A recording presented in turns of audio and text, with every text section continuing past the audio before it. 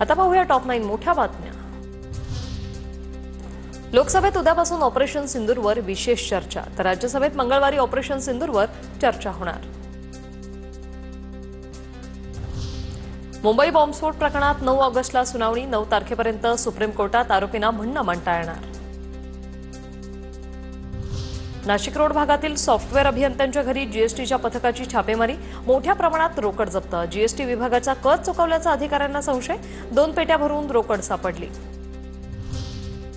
नाफेड एनसीसीएफच्या कांदा खरेदीला मुदत वाढीची मागणी, 28 जुलै रोजी मुदत संपणार असल्याची माहिती, नोंदणी केलेल्या शेतकऱ्यांचा कांदा विक्री करणं बाकी।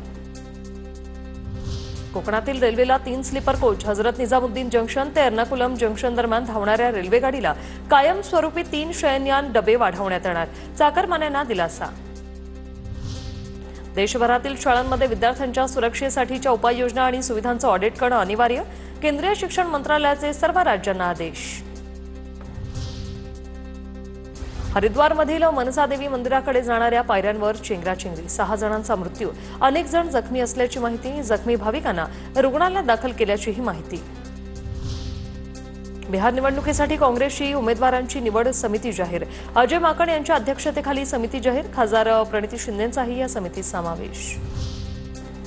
मालदीवला 4850 कोटींचं कर्ज देणार, पंतप्रधान मोदींची घोषणा, मालदीव दौऱ्यावर मोदींनी राष्ट्रपती मुइझू यांच्यासह विविध नेत्यांची भेट घेतली।